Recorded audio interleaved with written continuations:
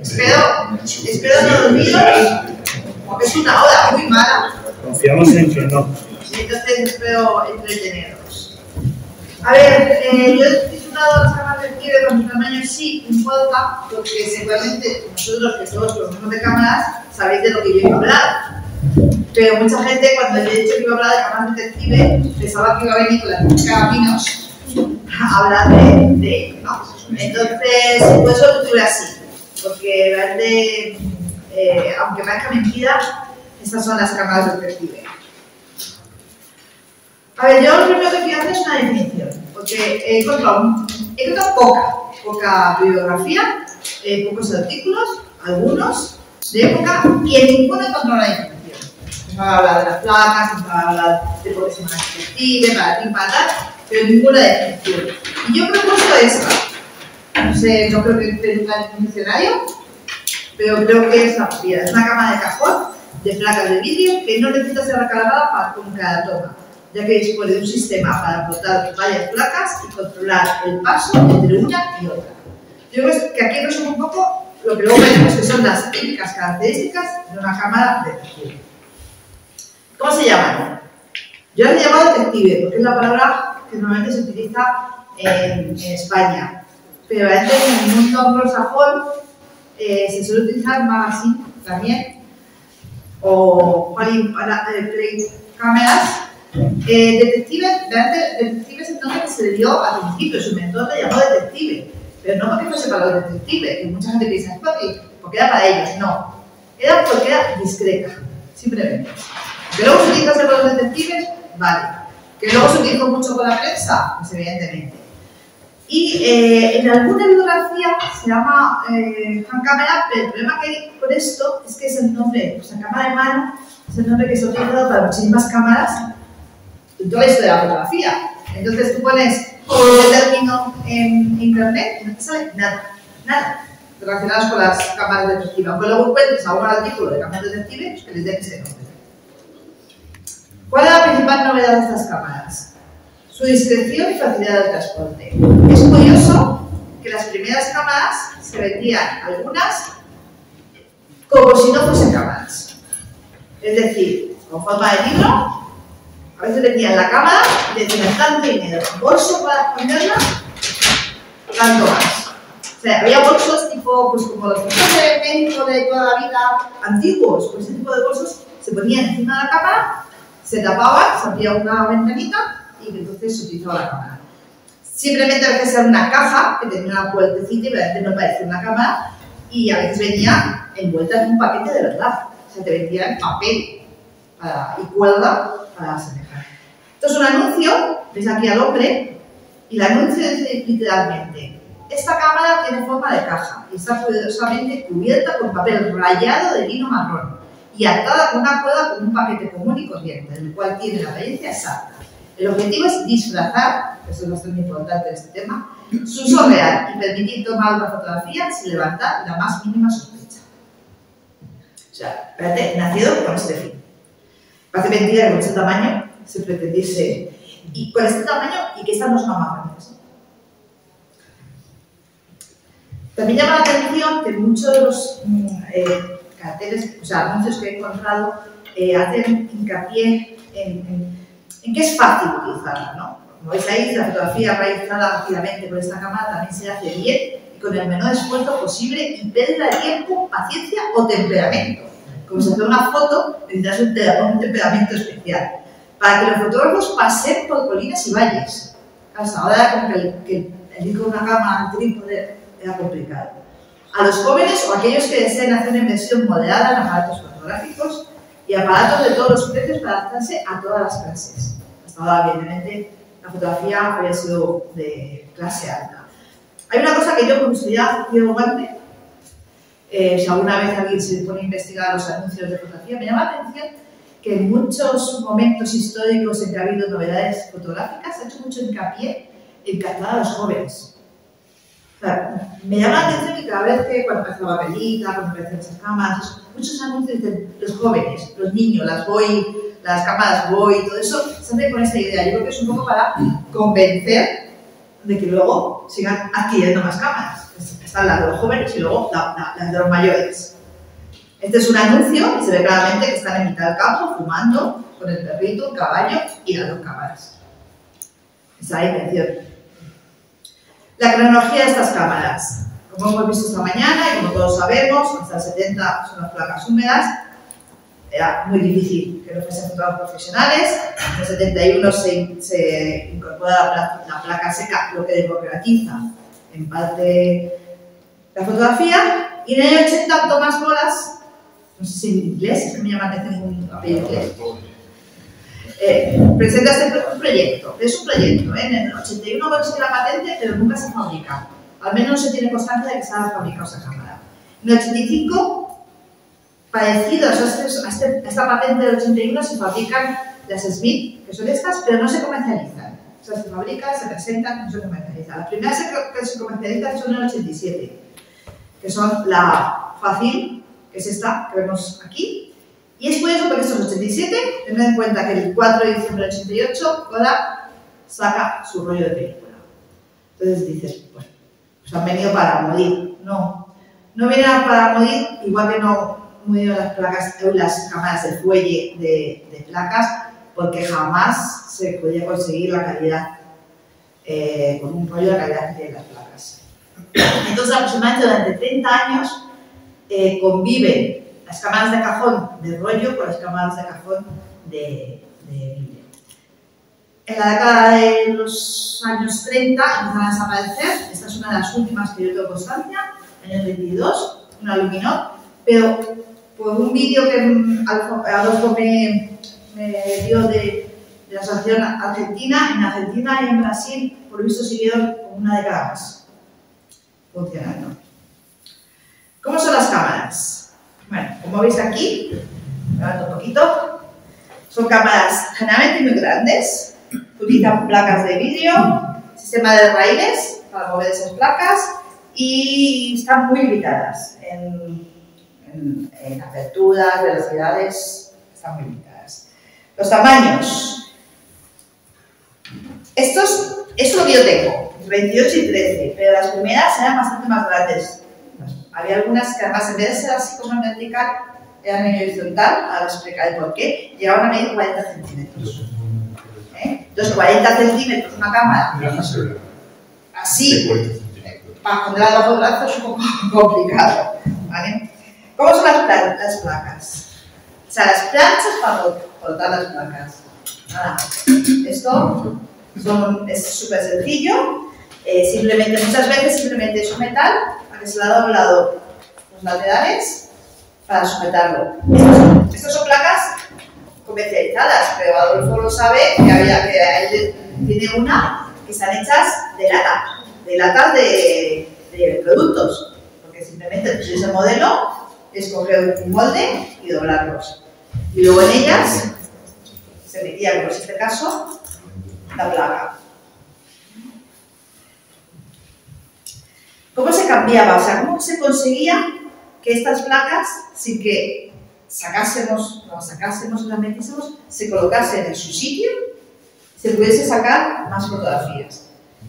Pues muy sencillo, tenía diferentes sistemas. El primer sistema era muy fácil. Lo que hicieron es colocar, no tengo ninguna cámara de esas porque realmente son muy caras, es difícil de conseguir. Era un saco de cuero y era manual, o sea, cogían el saquito de cuero, cogía la piel estaba expuesta, la ponía de atrás, avanzaba y se colocaba la siguiente. Esta es una de ellas. ¿Veis? Es de 1890, o sea, de las primeritas. Había un sistema de doble cambiador, eso es la gravedad. Yo tengo la placa aquí, la muevo hacia un lado, hay un agujero aquí abajo, pero dice ¡pop! Y se cae. ¿Vale? Y entonces ya se queda la siguiente expuesta para poder ser expuesta. Esos son los sistemas de las cámaras de los Dr. Kirchner. El libro famoso que antes hemos visto es una cámara detective. Entonces tenía dos huecos, se exponía, o sea, estaba aquí escondida, hacía así, se exponía y caía al depósito de abajo. Mediante un mecanismo que era una cuerdecita, se llevaba una cuerda y esto caía. En la otra cámara en esta se ve perfectamente los dos habitáculos. Entonces la cámara simplemente caía así y se colocaba en su sitio. Y así la distancia focal siempre era la misma. Este es un ejemplo, un anuncio de cómo se anunciaban este tipo de cámaras. Luego estaba el sistema superior, ese sistema que estaban las placas sin exponer arriba, caían con un mecanismo de vueltas que caía y la colocaba. Esta, por ejemplo, la cámara de Lancaster. Eran cámaras muy altas, porque tenía que tener el espacio para las placas sin exponer. Y luego el sistema de todas estas, que es el sistema que a partir de aproximadamente 95 o así, se puso en todas. Si pasamos deprisa, no puedo. ¿Veis? Se exponía y a continuación se abría la puertecita, el número 2, la placa caía, tenía un freno, que es el número 4, porque si no se pegaba el golpe y se partía.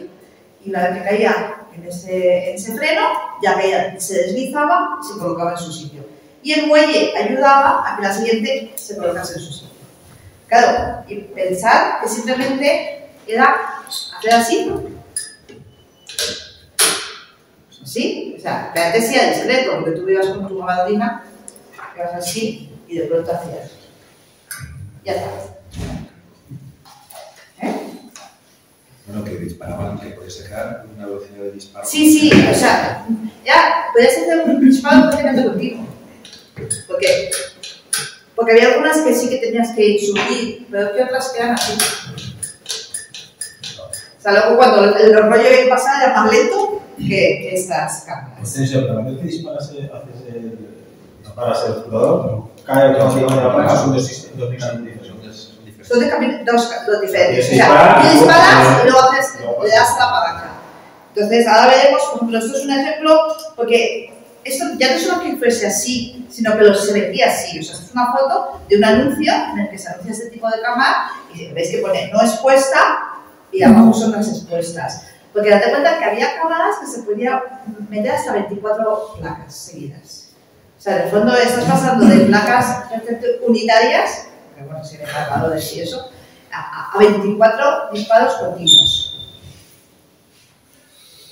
¿Cómo se pasa el paso? ¿Cómo conseguimos que haciendo así pase una placa y no pase las 24? Ese es el gran problema.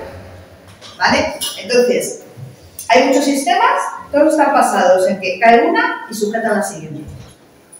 ¿Vale? ¿Y qué pasa? Que fallaba muchísimo.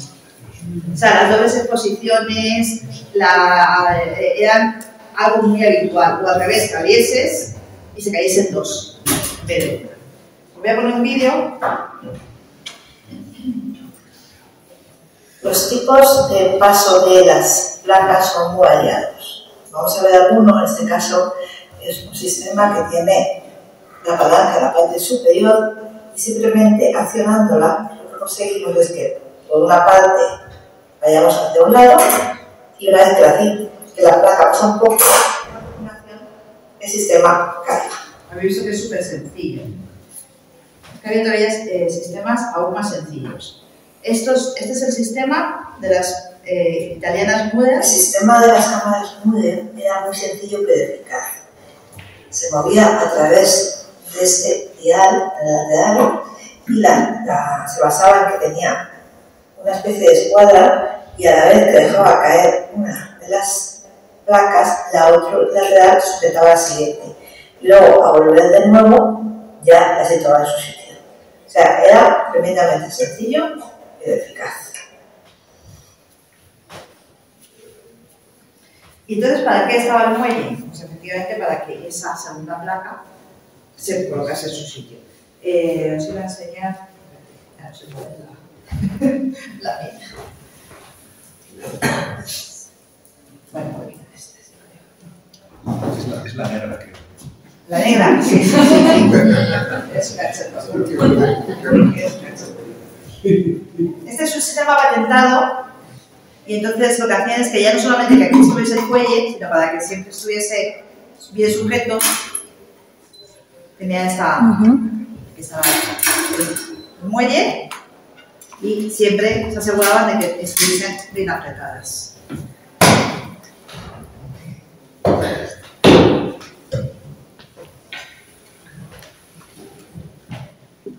Había varios sistemas. Yo todos los que tengo son un muelle, tal cual. Pero las había que dar una de pinza, de sujetar los billetes, los pinzas que había, o simplemente 2 hierros que terminaban empujando. Otros elementos, los frenos. Los frenos son muy difíciles, si luego si queréis ver alguna, las veis, pero es difícil que lo muestre porque es al dentro se ve muy oscuro. Pero ¿veis esas palanquitas que estaban al final? Bueno, pues los frenos simplemente era pues, un trocito de metal que estaba así suelto, de manera que hacía, ahí frenaba, y luego, vale. Y luego el tope. El tope es necesario porque la placa que cae, si no está ya bailando en la cama, entonces hay ese tope en las puertas que sirven para sujetar la placa que ya ha caído. ¿Qué opciones tenían? Pues ahí, buenísimas, pero la mayoría de ellas, opciones mínimas. Las aperturas generalmente es un círculo interior o exterior que da vueltas y que es cierra o abre, no hay más. Estas son de este tipo. ¿Lo veis? Es simplemente evitar que entre más o menos dando vuelta, no hay más. Y luego la velocidad, manual, o sea, instantánea o tiempo. Es lo más habitual. Esta es la primera cámara que hubo, tan fácil. Se comercializó en 1887, se empezó a vender en 88 y está muy alta debido a que es de las que tienen doble cajón. Es muy rara, no sé si alguno tenéis alguna, porque no conozco yo ninguna. Y os estos son publicidad de la época, me hace gracia porque la gente insiste en lo de la gabardina, llevarlo, la cara de ese señor parece que es el malo de la película que hace en la foto, ¿no? Entonces la mayoría de las propagandas eran de este tipo. Las cámaras Müller, yo creo que estas las conocéis, si conocéis alguna detective conocéis estas. Son estas cámaras, porque la mayoría de las cámaras eran francesas o italianas. Estas son italianas, se hicieron más de 100 modelos, pero no solo que se hicieran más de 100 modelos, sino que, puede pasar, sino que fabricó para otros. Estas cámaras, yo estoy segura que esta es una Müller, pero no está identificada. Lo más seguro es que fabricase y se la marca blanca y se la vendiese a otro fabricante. Pero como ahora veréis, las cámaras Müller se identifican por 2 cosas. Su sello, siempre llevan el sello y pone una letra y una firma. Y ahí, de verdad, si queréis comprar una cámara de detectives, ponéis Müller y vais a encontrar cosas muy baratas. Esto es fácil de conseguir. ¿Vale? Y otra cosa característica eran estas 2 cosas. El cambio. Esta palanquita es típica de Müller, ¿vale? Y los cierres, unos cierres basculantes muy largos. Entonces, si no sabéis qué marca es y tiene todo eso, es italiana. Y luego aquí tengo algunas icónicas. La Clito es famosa porque era una cámara que estaba en 2 partes, tenía la posibilidad de cambiar la distancia focal. La Min es que hubo cientos, yo tengo 3 diferentes por aquí, hubo cientos de modelos. Y la Monopol, que es esta, que desgraciadamente no la puedo abrir porque se ha estropeado el sistema de cierre y la tengo cerrada. Y que es una de las que más se vendió. O sea, esa se encuentra también. Si buscáis, estas son las cámaras que vais a encontrar en el mercado. Las marcas blancas. Sigue siendo fabricación artesanal. Casi todo lo que se fabrica es de encargo. Entonces, ¿qué ocurre? Que te encuentras que normalmente se confunde muchas veces fabricante y tienda. Porque fabricaba a alguien y luego se vendía en la tienda. Y a veces se ponía el sello de la tienda y otras veces sin sello de la tienda, pero sabía dónde era se creía que era la marca. Por ejemplo, en este caso, Esta es de Obomanche, que es unos catálogos franceses, y evidentemente vendían, yo he visto los catálogos, te podían vender un rastrillo, una sartén, una cámara, evidentemente no fabricaban ellos, fabricaban otros para ellos. ¿Vale? Y luego, un problema grave es la falta de ejemplares. O sea, debe de haber, por ejemplo, en la tasa artesanal, debe haber muchos modelos, pero así que tú puedas ver en vivo y buscas, yo a veces he buscado una de estas, tengo que buscar los cristales, que sí consigo identificar alguna, y no consigo encontrar ninguna igual. Entonces, si no encuentro ninguna igual, ¿cómo voy a saber cuál es la mía? Entonces, para un poco mostrar esa dificultad, esto, conocéis toda la página de Silvia Algar. Esa es una página, y si os dais cuenta, de las veintitantas cámaras de detective que yo puse en el buscador, cámaras detective, creo que hay 4 fotos. El resto son publicidad. O sea, se sabe que existen por la publicidad, no porque nadie tenga ninguna en todo el mundo. Entonces, a veces yo tengo la tentación de poner a buscar en la red y entonces buscar y a ver si hago un medio catálogo, no mío, evidentemente, sino de todo lo que encuentro, pero es que es imposible. Es que hay mucho que no se puede identificar. Y muy poco sistematizado. Sí, es muy difícil, muy difícil. Porque además yo a veces digo, ay, pues mira, es que los visores así son de tal marca. Y de pronto me encuentro una marca con los visores de otra manera. Pero ya me he estropeado, ¿no? Porque a lo mejor solamente los encargó en otro momento a la fábrica en ese momento tenía otros visores y ya está. Entonces, exceptuando cosas como Müller, que ya fabricaban ellos y además se vendieron en todo el mundo, lo demás es muy difícil. ¿Cuáles son las españolas? ¿Alguno tiene una cámara española? Pues no, pues ya de verdad. Una cámara de detective española. ¿Tú tienes española? Es la famosa Cosmos que realmente no sé. No, pero no es española. A ver, Testidor, según Acera, existe una cámara detective de 1895. Esta empresa era de dibujo y artes y cámaras.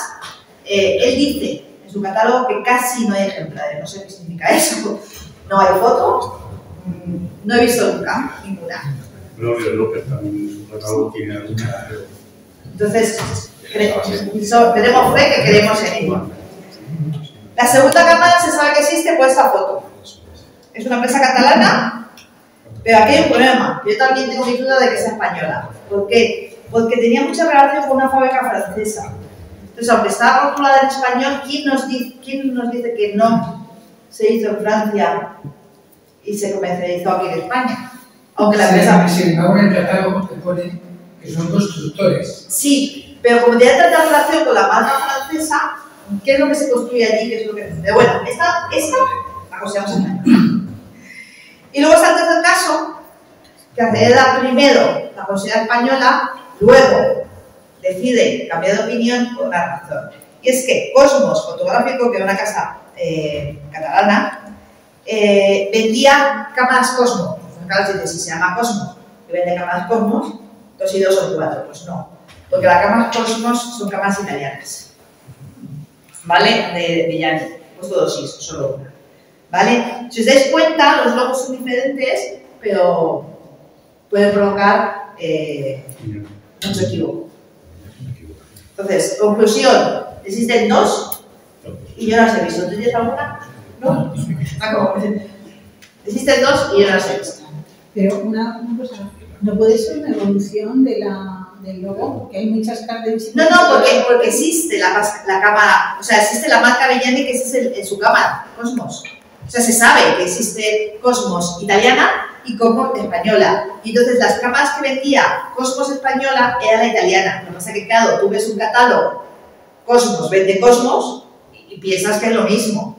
Y no, era una empresa española que se llama Cosmos que vende unas cámaras italianas. Cosmos es una tienda que está en la calle Taller de Barcelona, que está paralela a la calle Pelayo y que ahora está abierta. ¿Lo sabéis? Sí, cómo estaba decorada eso. ¿El qué? ¿La tienda? La tienda, sí. ¿Ah? Las fotos que hay antiguas en sus catálogos merece la pena verla porque es otra fotografía, cómo decoraban las tiendas. Un poco así tipo Art Deco, por lo que yo vi. Muy chulo. Era muy chula. Hay fotos porque hubo un atentado delante de esa tienda. Entonces, sí se sabe que no son las cámaras. Y además, Acera en su... o sea, tiene el libro, pero luego tiene CDs haciendo actualizaciones y en esas segundas... Una corrección. Creo que no es una equivocación porque dice que está dudoso. ¿Vale? Bueno, sí, de al principio las Numeda, Blanco y Negro, Cosmos Express, Numeda 4. ¿Vale? Se equivoca, pero por más la dice que posiblemente sea. Pero copiarían hasta el logo, Yolanda. Copiarían hasta Es que, el a logo. ver, el Cosmos se representaba así. El logo no es igual. Puestos a replicar, replicaron también el logo. Pero es que los logos a veces evolucionan un poco. En Campo de Visit hay muchos logos de fotógrafos que van evolucionando con el tiempo. Sí, pero esto directamente seguro lo copiaron. Sí, no está copiado el logo. El logo es como se representaba antes el Cosmos, que era una nube y unos rayos. Entonces, los dos hacen la misma representación. Hay diferencias entre el logo de la italiana y la española. Pero si lo pasa en el mundo de las cámaras, hay muchas cámaras que tienen nombres parecidos, porque Zenith, este tipo se utilizaba mucho para nombrar cámaras. Y entonces las encuentras en diferentes. Bueno, y puesto este apartado, porque tampoco quiero ser enrollados con más sistemas, quería presentarlas más que nada, porque me hacía gracia lo que significó la llegada de estas cámaras. Porque ahora nosotros yo creo que seguimos pensando, sí, vale, llegaron y qué bien. Pero aparecen artículos en la prensa que son muy curiosos. Bueno, primero, la agencia Pinkerton, que es la agencia de detectives americana, yo creo que incluso a veces en las películas del oeste americano salen. Sí. Fue una agencia que trabajaba como agentes de la ley. Y fue una agencia que apostó de primer momento por la fotografía. Es su trabajo, o sea, consideraba que la fotografía era válida. Entonces, eso es un ejemplo de álbumes de fotos de delincuentes. Esto es anterior a las cámaras detective, para que tengáis presencia de la impotencia que hay para ellos. Es más, los primeros carteles con fotos del Se Busca son de esta agencia. Antes era el dibujo y de pronto ya, cuando se pudo coger la foto de un delincuente y luego se escapaba o lo estaba buscado, se ponía la foto. ¿Vale? Entonces, ellos fueron de los primeros que compraron cámaras de detective para sus agentes. Esto se sabe, porque aparte de que hay imágenes, es una novela, o sea que la huelga de 1892 en Pensilvania, que al final terminó con varios muertos por parte de los dos bandos, una de las cosas que pasó es que los primeros detectives que fueron, porque al final fueron como 300 a enfrentarse con los huelguistas, llevaban estas cámaras para identificar a los cabecillas. Entonces, cambió un poco el mundo. Una pregunta, cuando tú llevas una cámara de estas, teóricamente el punto de vista de la fotografía es distinto. Es distinto, pero evidentemente por eso los visores son tan grandes, para que tú puedas más o menos tener una visión. También jugaba con una cosa, y es que la gente a pie no pensaba que podía haber cámaras tan pequeñas. Entonces, aunque les viesen sin manipular cosas, no pensaban que estaban haciendo una fotografía. Y me han disfrazadas, lo he dicho, un bolso, una caja o cualquier cosa. Los visores son muy hermosos y tienen bastante luminosidad, o sea, tú te pones así y ves bastante bien a esta distancia. Entonces, te podía permitir más o menos sacar la fotografía. Y esta pregunta, ¿se encontró alguna estereoscópica? Sí, las hay. Tú tienes una en tu página web, una estereoscópica, sí. Sí. Creo que en una de las primeras imágenes que hablo de ellas en general sale en la tuya. Pero no tengo una, tengo 8 o 10. No, perdonad, digo que es común. Sí. La Müller es muy conocida, pero hay otro fabricante. Sí. Yo hablo un poco en general las más habituales, sobre todo de este formato. ¿Vale? Bueno, pues en el año 81 ya hay un periódico que dice, jolines, pues si estas cámaras son tan fáciles de manejar, que me está cargando, las puedo poner en un cajero. Empiezo a hacer fotos a los delincuentes y me vienen a robar. Estamos hablando del 81, o sea, todavía no se han comercializado, pero ya se sabe que se puede hacer. Entonces hay un artículo diciendo, vamos a intentar utilizar estas cámaras para este fin. En 1902 se analizó la utilidad de las cámaras en general y en especial estas cámaras porque podían llevarse fácilmente a mano y hablan de la lucha contra el crimen, os voy a leer.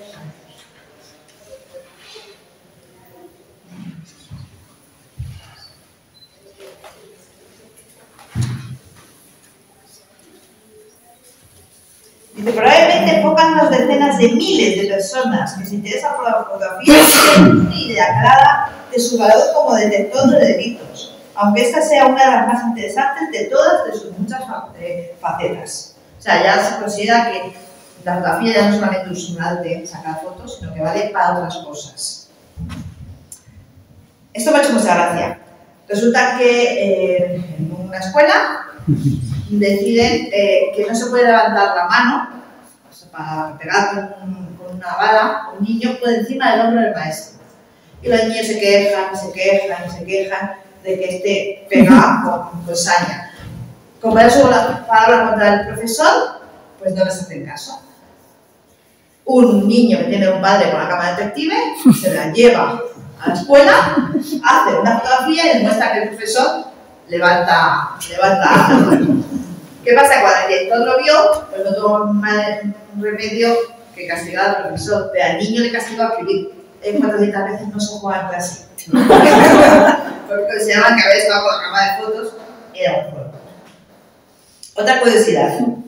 Dan Leno fue un actor de musical que tuvo mucho éxito, pues a una persona que es como el presidente del cine mudo de humor, ¿no? Que todos hemos conocido, evidentemente no de primera mano. Y es por eso porque hace una obra de teatro que se llama Detective Cameron, sí. Y en ella no solamente se burla de las Detective Cameron, sino en general de cómo avanzan las novedades y las nuevas tecnologías del momento. Y entonces aparece una foto que se supone que lleva aquí una cámara, no es exactamente una cámara de estas, es más tipo de esas de casi espía. Y dice, cuando cantan en el estribillo, dice: no guiñes ni parpadees, ni siquiera pienses, quédate donde estás. Me presentaré entre ustedes, Detective Cámara. No importa lo que hagas o digas, te tengo en el objetivo. Y el coro dice: Detective Cámara, quédate donde estás, que no sanamente te tengo bien. Cuidado, te veo, ladrón o ladrona, seguro que tendrás problemas. No guiñes, no pestañees, ni siquiera pienses, pero cuidado, te tengo. Y por último, voy a hablar de un artículo que me he encontrado muy gracioso, y es que se dice que es que esta es una cámara que se podía regalar a los niños. Entonces aparece un artículo en un periódico que dice: las festividades navideñas que se aproximan se ensombrecerán con el anuncio de que se ha añadido una nueva arma al arsenal de la infancia traviesa. Ya equipado con un lanzaguisantes, una catapulta o un chorro de agua, el niño malo tiene inmensas posibilidades de estropear la paz de la familia. Pero los estragos que creará cuando esté armado con el nuevo invento serán simplemente inconmensurables. Este peligroso instrumento ha sido bautizado como cámara detective y funciona según el principio de la fotografía instantánea. O sea, se le tenía miedo de que un niño pudiese fotografiar cosas que a lo mejor no debía de fotografiar. Y bueno, esto es un texto, me llamó la atención. Esto es de la página de Daniel, que tiene sobre cámara detective. Es un texto literario en el que un hombre pues decide hacer una foto de una mujer. Y entonces ella, cuando llega a su altura, él cree que no la ha visto y dice: ¿eso es una cámara? Le preguntó. Entonces recordó que le había visto tocar una caja mientras que ella se acercaba y se sonrojó. Me ha escogido, añadió de repente. Eso fue una libertad, señor Black. O sea, todo lo que aparece en los artículos, en la prensa, es como decir: cuidado, ¿qué uso ilegal o se va a hacer? ¿No? Yo creo que en ese momento yo también se tenía un poco la idea de la imagen, de los derechos de la imagen, de que no te pillen haciendo nada, y es algo que yo creo que en aquel momento incluso estaba más que luego, pero luego la fotografía como se liberó de manera, ya había menos precaución a la hora de decir: a ver, cuidado con esa fotografía, ¿no? Y luego ya en los tiempos actuales es cuando se ha vuelto otra vez a los derechos individuales. Y bueno, esto es todo lo que os quería contar de este tipo de cámaras.